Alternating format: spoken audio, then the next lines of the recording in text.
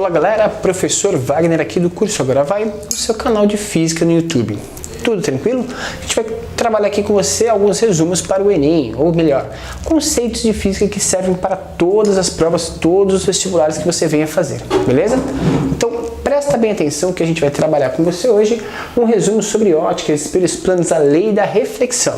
Então se você está a fim de aprender um pouquinho mais de física, vem com a gente vencer sucesso!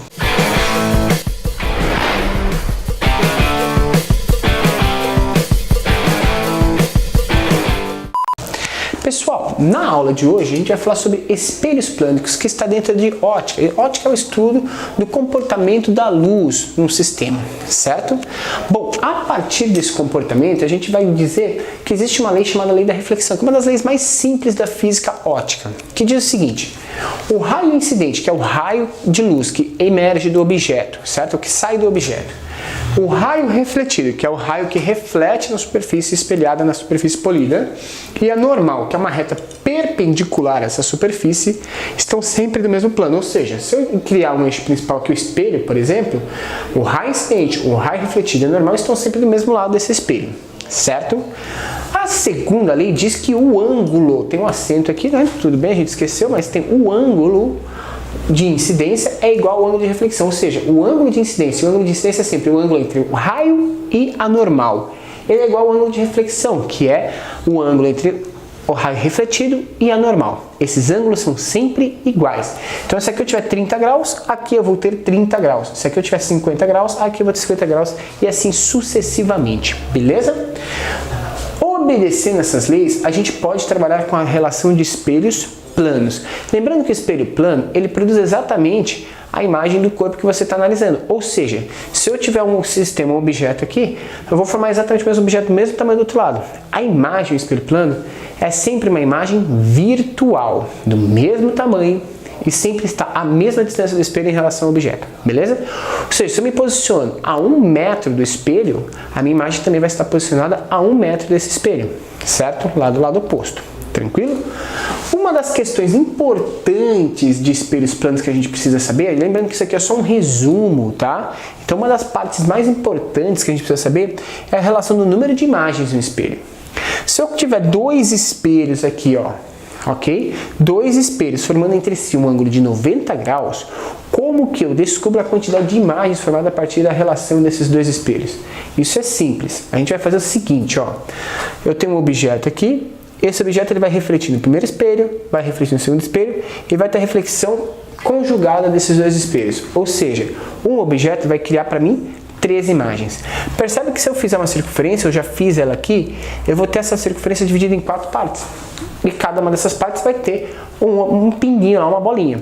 Uma dessas bolinhas é o objeto, o resto é tudo imagem. Pensando nisso, a gente pode pensar na condição de criar mais regiões. Como? Variando o ângulo entre esses dois espelhos. Variando esse ângulo para 30 graus, por exemplo, como que ficaria? Bom, vamos pensar aqui, a gente tem 90 graus.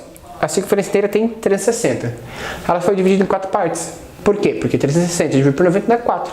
Rápido, então se eu pegar 360 dividido pelo ângulo que eu vou ter entre os espelhos, eu vou saber quantas partes tem? Isso. Então se eu pegar 360 dividido por 30, eu vou ter 12 partes. Lembrando que uma delas é ocupada pelo objeto, então eu vou ter 11 imagens formadas, tá? A gente pode criar até uma equação. O número de imagens formadas é 360 graus dividido pelo ângulo que você tem entre os espelhos, menos 1. Por que menos 1? Porque esse 1 é a posição do nosso objeto, beleza? Então, esse tipo de questão normalmente é cobrado de você. Outro elemento que é cobrado de você é em relação ao ângulo de visão. Eu tenho um observador aqui, um pontinho azul que eu criei aqui, outros pontos vermelhos, A, B, C, D, E, F, G, certo? E coloquei um espelhinho aqui embaixo. Como que eu determino o ângulo de visão desse ponto azul? Quais pontos ele consegue ver através do espelho? Eu vou incidir um raio em cada um dos vértices, dos pontos limitantes desse espelho, e vou ver a região entre os dois raios refletidos. Então, eu incidi um aqui, pá, o mesmo ângulo, incidi um aqui, pá, o mesmo ângulo. A região entre esses dois raios refletidos é a região aonde eu consigo enxergar as coisas. Então, todo mundo que estiver nessa região estará sendo observado e conseguirá também observar aquela pessoa que está no campo de observador, certo? Gente, a altura do espelho é uma outra questão que é importante você saber. Se eu tenho uma determinada altura e eu estou na frente do espelho, qual que é a altura do espelho ou a altura que eu vou colocar esse espelho em relação ao solo para que eu consiga me observar de corpo inteiro. Então eu traço uma reta a partir dos olhos, passando pela parte inferior desse espelho, que é o limite. Esse raio reflete e tem que refletir exatamente os meus pés, que é o limite para eu conseguir observar os meus pés, certo? Percebe que vai formar um triângulo aqui, ó. Esse triângulo é a distância minha em relação ao espelho e a altura do espelho em relação ao solo, beleza? Porém, quando eu observo na minha imagem, eu vou ter 2 vezes a distância e a própria altura que eu tenho, que é a altura da minha imagem, certo?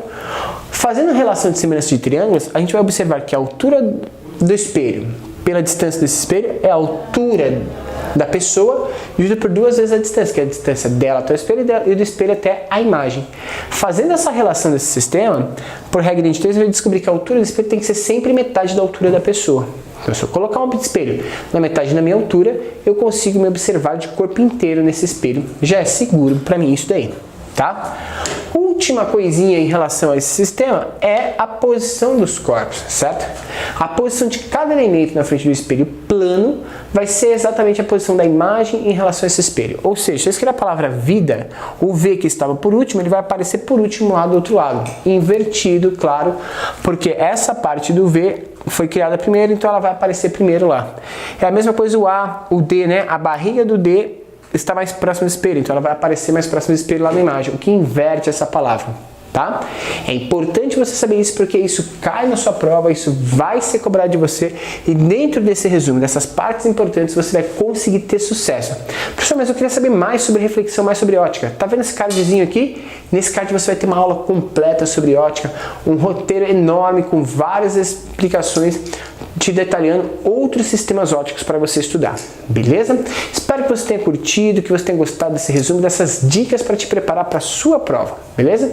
Se você curtiu, dá um like, galera, compartilha com seus amigos, ajuda o nosso canal, dá uma moral pra gente, beleza? O canal precisa crescer, ele precisa da sua ajuda para crescer. Só assim a gente vai conseguir se dedicar cada vez mais ao canal e cada vez mais preparar muito mais vídeos para vocês. Então não deixe de se inscrever e compartilhar.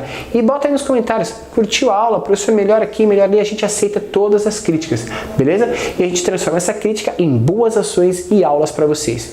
Um grande abraço, galera. Se a gente não se vê mais até a prova, boa prova para vocês. Tô torcendo pelo seu sucesso. Não deixa de vir falar pra gente se deu tudo certo, beleza? Um abraço, até a próxima aula. Valeu, tchau!